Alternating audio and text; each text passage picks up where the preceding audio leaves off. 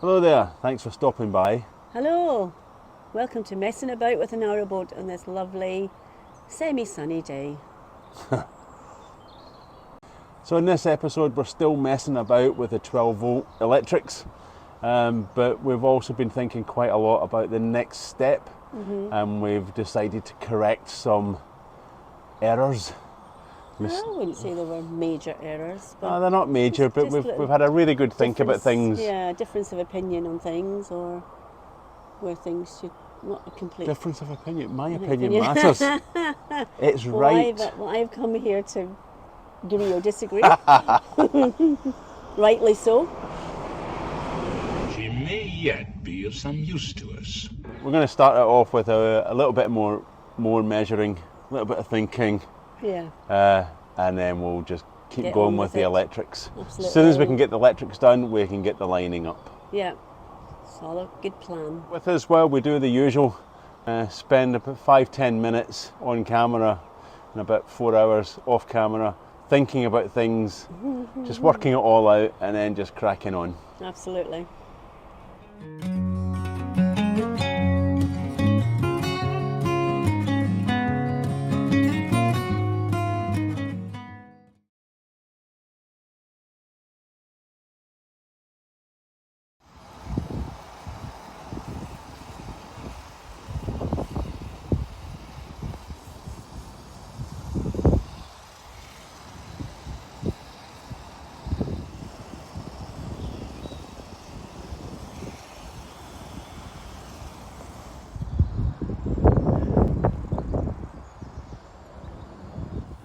So the first correction is battening.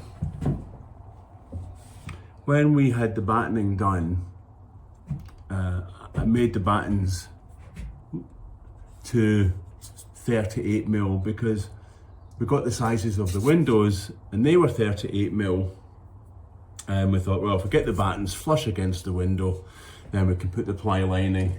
Yeah, so you can put a bit of ply lining and it would slop nice, then you get a nice trim there going in. However, I made a mistake.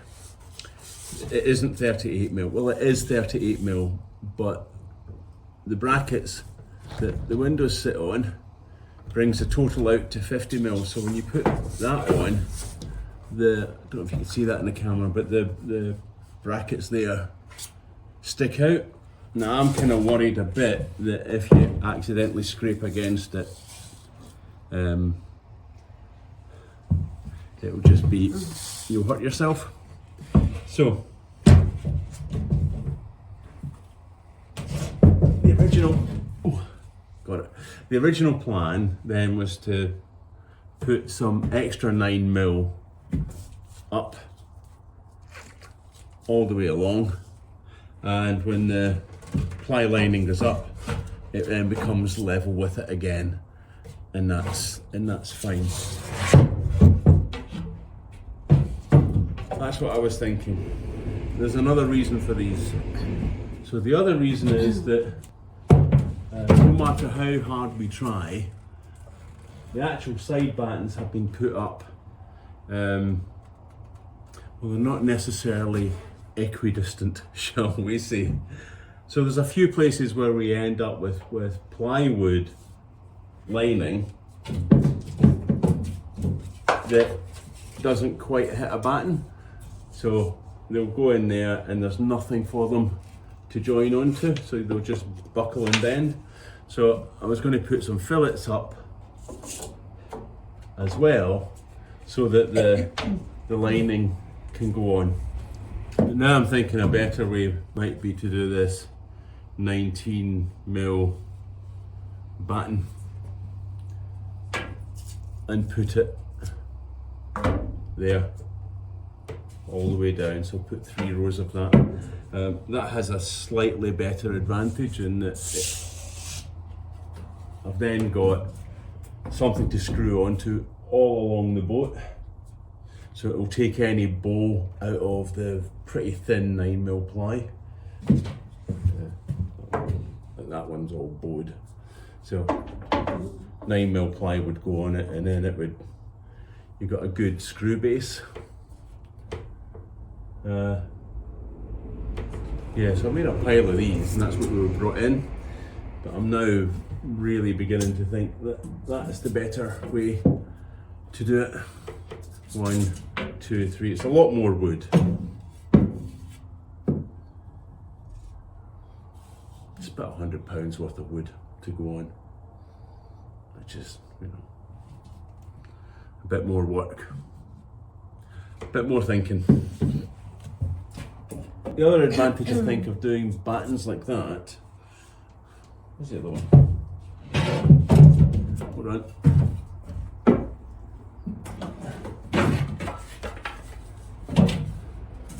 I put one there and say one in the middle, all the way along. If we want to put things up like cupboards, say a cupboard in the kitchen or hang something on the wall, I've then got a lot more solid base to hang things on other than just 9mm ply. So while I've made those strips, now that I see it and now that I play, this was only cheap. How thick are those? These are 9mm. Can you not double them? But it's 18mm, yeah. But then that's 18mm. You could double them up and. This is cheaper. But you could use those up by doubling them. I could use them up by doubling them. Yeah, I could make use of them. Yeah. Yeah. So that's that was my mistake number one. We've been thinking about this for a little while, the best way to solve this problem, and it is being a bit pedantic. I just didn't want these sticking out at all, just in case, little heads, you know. Bang. Well, you know.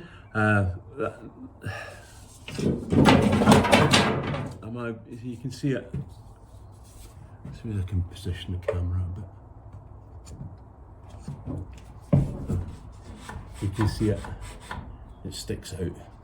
Yeah, and it sticks out by. I mean, it's not much, right? And these are obviously quite smooth.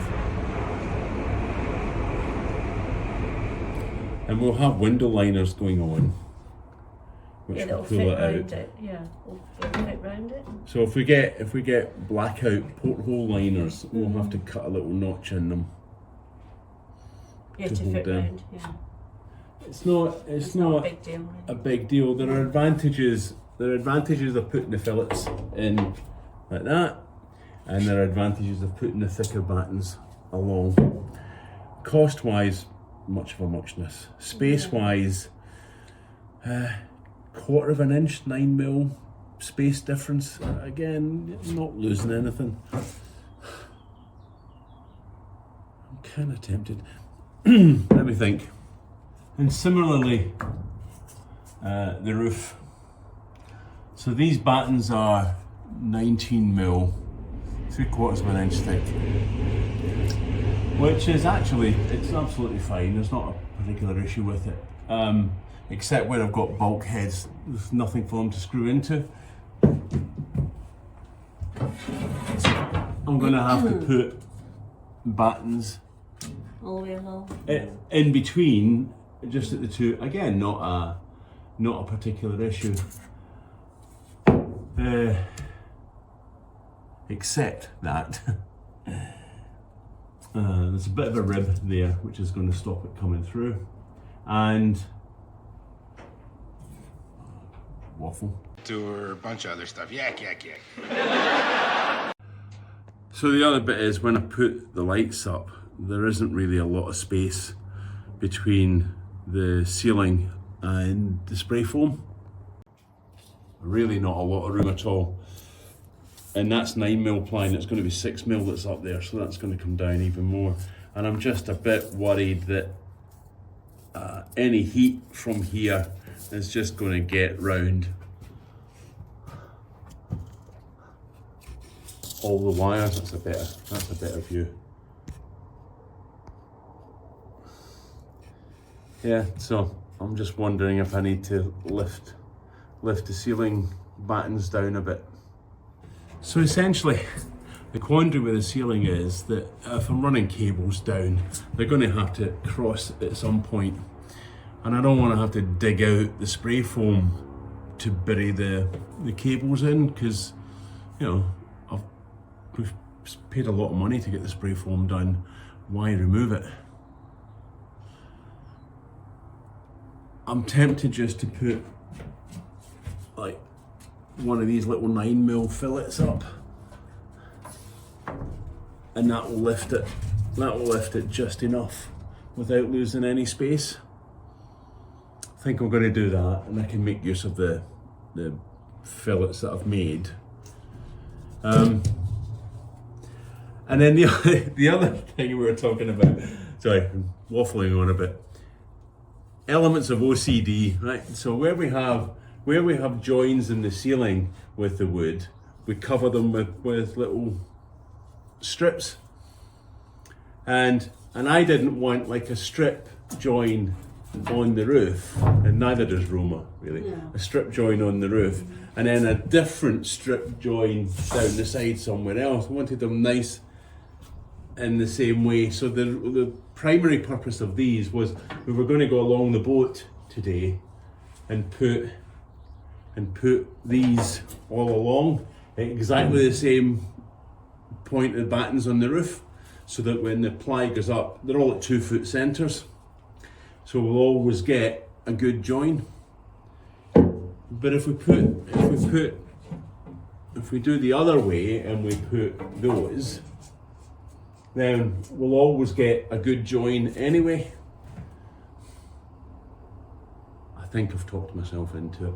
Okay. I was going to do these 19 by 38 tiling battens. We do lose a little bit of space, but there's room now for cables to drop down without having to dig out the spray foam. Right, well there you go, you've talked, yeah. It's not going to be a big deal really.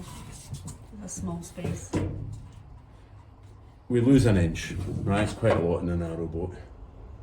But it's up here and it's at shoulder height, so it's not such a big deal. Not going to affect the equipment that's right Not- against things Nothing that stick out. affecting underneath, Right. nothing affect. It's just that, and then lifting this off the roof a little bit. Yeah. Only because I'm a wee bit worried about the heat from the LED lights affecting cables. Yeah. Right, good. So, mistake?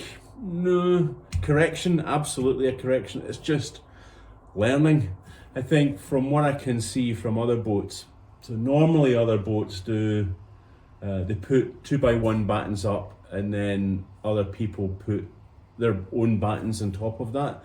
I had extra battening put on just to save me a whole bunch of hassle doing that. The boat builder did that quite happily. But in hindsight, it was probably the wrong thing to do without having done all this measuring out first. Lesson learned. Next time I get a boat, right, I know what to do. So the reason we're and Roma's here somewhere. Hold on. Hey. He's working so hard today. I just have a sit down. Yeah. The reason we're having this debate and conversation really is we're about to start putting the lining up. As soon as I finish all the 12-volt electrics, which will be a couple more days, it will be then time to put the lining up. And we were just thinking over the weekend the better way to do that, because as I say, we don't want to gouge out the spray foam to run cable runs. That just makes No sense at all. it's a waste of money. Roma doesn't think that the sticky out bits on the windows are a bit of an issue. I do. I think there's a compromise, but I think that's if the way we're going then. I think if we run the battens all the way down, it will solve another problem as well, which is I don't need to worry about how we cut the plywood lining, because that was the main debate, because it isn't centered. We can't find a good point where any one bit of 8-foot sheet of ply would hit battens for a join. So we were going to have to make those joins. So it's either that or cut the plywood. And plywood is so expensive. It's £120 a sheet. Its price is coming down. It was 150. It's now £120 a sheet for good birch ply. We need 12 sheets. I don't want to be able to make that 16 sheets because of cuts. So yeah, conclusion, 19 by 38 battens on the wall. Yeah. We've just realised it's got another advantage as well. Is an 18mm 3/4 inch bit of ply. But when we come to put up TV wall brackets, there's obviously nothing for it to hang on to. You can't exactly drill a bolt through the boat. But a nice 18mm bit of ply would then sit on there. It's got some structure, it's got some support, and the TV bracket can screw into that. And any shelving that we want to put up, we could do that. And I haven't compromised at all on any of the spray foam. So I think the more we've been talking about it for a little while off camera, I think that's the way to go. It's got some additional advantages for hanging things on, and oops, yeah, that's it. Decision made. Yeah, I think putting the battens up is the better. So here was my lights that I fitted up the other day. And you see I've cut the spray foam out to get it level with the battening. But by putting battens across, I don't have to compromise that spray foam. Although I did make a mistake. I wired all the things up and I forgot to cut through the batten. So I'll need to do that. He hasn't stopped yakety yakety yakety. Okay, so I have my challenge set for this week. Get those extra battenings done, get more 12-volt wiring done. Yay.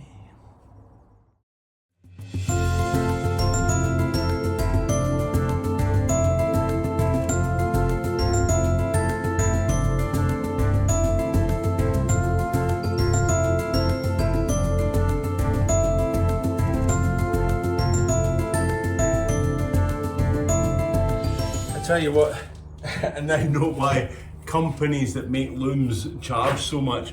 It's not the cost of the wire, it's just the sheer amount of time it takes to feed wires through conduits. Let's keep going. So a few hours later, and I've got the dinette lighting up, and it's all been adjusted for that 2-foot. I would have done it quicker, but I forgot 2 of the lights. I almost forget something. So just going to do the ceiling fan light in the galley, and then the galley kind of area, which is the more complex of the areas, all done. It's the end of another day, and my pile of cables is getting bigger. Now, I'm not really filming me threading cable through conduit and hanging it up. I mean, it's cable, but I will record like keeping up the daily thing to see how far I've got going. Really pleased with today. Actually, I think I feel really glad that we're finally on the track with electrics. It's a bit slow going, just because I'm trying not to stuff it up. But in general, I'm just going to keep going and keep going and keep going. I've done the galley, the dinette, and the galley fan. That's good. Onwards till tomorrow.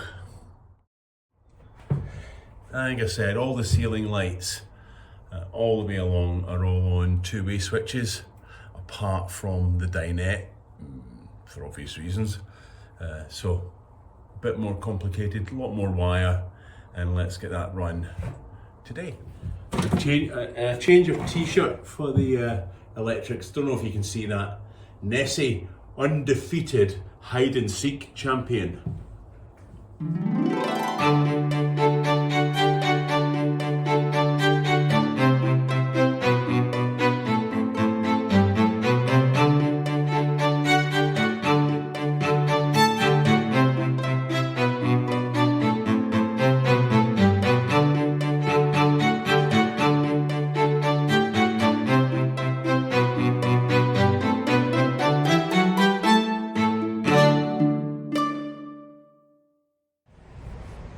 to admit I'm having an absolutely bloody miserable day running wire. Big long bits of wire through conduit. You get to the end and my wire's got a knot in it. And worse, the absolutely worst thing has happened. I brought decaf coffee with me. I mean, hell, what on earth? Decaf coffee and knots in your wire. Crap day. And because of the way we want the roof, you know, I've said before, we're not doing a central cable tray. The way that they've done the battens on the side, so short of putting an angle bit between the roof and the wall, something like that, to run the cables, which is horrible. The normal thing would come down like there. We're lifting it down just a little bit, not much. So you'd end up building quite a big cable box, which is, well, it's not what we want. So I'm having to run the cables through the battens and just finding the right route for those is just taking a wee while. It does run the risk of making it unserviceable. That's why I'm taking time to think about how I'm routing it, how we can service the cabling if we need to. Well, I think I'm going to clock up today as a successful failure. I got it in over there, and that's just a two-way switching power wire, the L1, the L2, and the negative. I haven't even wired up the lights yet. It's just taken me a long time to figure out where to run the cables so that they're not clashing and overcrossing, and it just becomes really messy. No matter what way you do it, it's a 9 foot, well, 12 foot run of cable. And trying to get that in conduit, every time I put it in, it jammed, it stuck. You know, even with one of those cable feeder tool things, nah, it just needed a fair degree of patience, I have to say. But I've got there, it's all in now. So tomorrow I'll wire up the lights. Today's challenge was do the saloon and the bathroom lights, but at least now I've figured out the cable run for the bathroom lights and I don't need to worry about that tomorrow.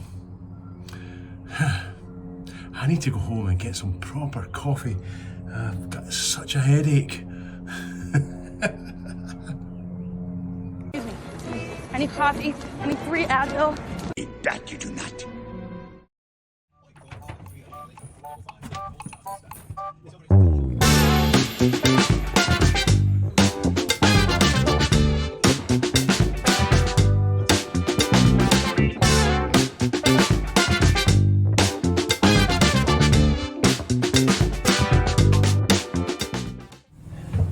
Had a delivery of battens, 4 meters long. Didn't fit in my car, so I thought I'd get them delivered. Now I've got to lift them all the way from the yard gate up to the boat. Luckily they're not heavy. Oh yeah, somebody asked me about the position of the lights in the ceiling. Well, all those I've done is equidistant. Measured the centre, half of that to where the lights will go all the way up. So that's about 360 mil, about a foot and a bit. So halfway through the next day, and that's the saloon lights all up. I'm just gonna glue them in, make it a bit more neater. That's kind of cool. Wow, covered in spray foam. But at least all the conduit is up. So I think I'm going to wrap up this episode here. It's been a bit of a mixed week. Successful, but way behind schedule. I wanted to get all the ceiling lights in and checked out and tested and stuff. And that didn't happen. But I've only got 2 areas to do, the bathroom and the bedroom. So that'll be a day or so next week, given the pace that I'm running at. So, now, I'm not so sure if we'll have a video next week. We've got a really big family wedding over the weekend. So big that we've got family flying in from New Zealand. Our son is flying back from Japan. Yeah, I haven't seen him for a few years. So we'll be spending a lot of time with our family, really. But I'll see what I can do. Maybe if I pop in, if I get a chance, I'll finish off those lights and show you that. And to Joshua, I think it is at Building Evie. Thanks very much for the input. Really appreciate that. That's kind of cool. So thanks for watching, thanks for liking, thanks for subscribing, all the usuals. Keep the comments coming. You know we like them. They're pretty good. I like being interactive. And we'll see you next time.